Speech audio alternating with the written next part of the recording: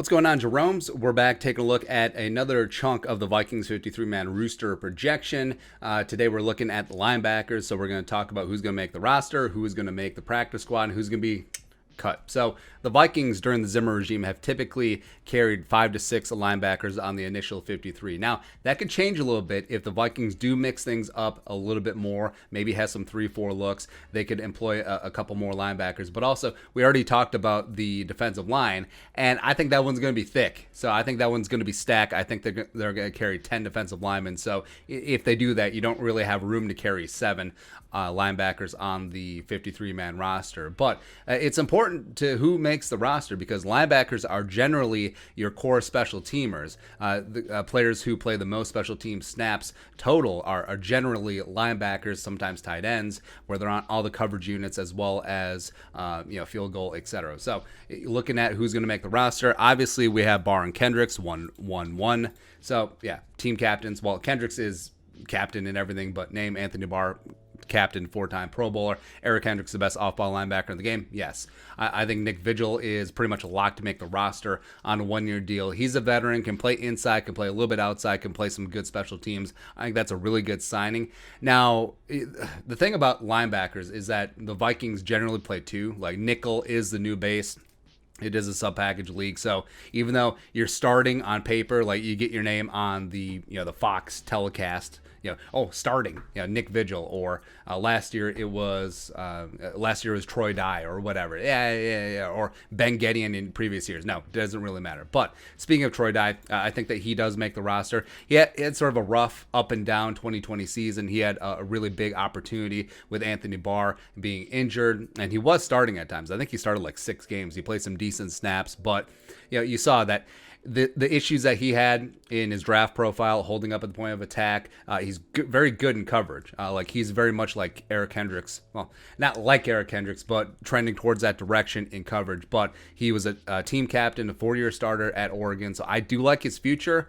But it's a lot like Eric Wilson when he came in as a UDFA out of Cincinnati, where he had great range, great coverage skills, but he just had to get stouter at the point of attack and not miss as many tackles. Troy Dye has that issue, but I think that he does carry on to the 53. Then you have Chaz Surratt, right? So a very high pick, and you're not going to you're not going to practice squad Chaz Surratt. He would get snatched up.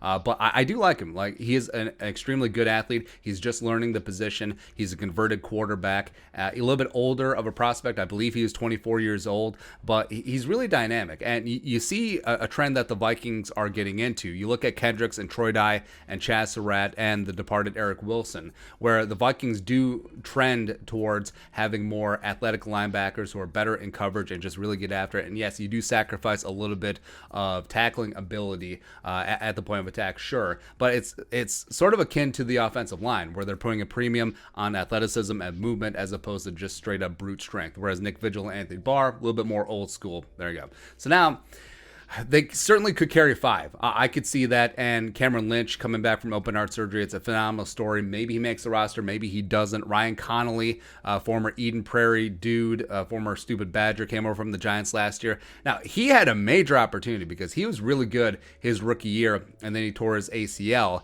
but just hasn't really found his footing since then. Blake Lynch is a guy who got some run towards the end of the season. He was a UDFA coming out of Baylor. And like Chaz Surratt, switching positions. So Blake Lynch was a running back, wide receiver, linebacker, safety, corner.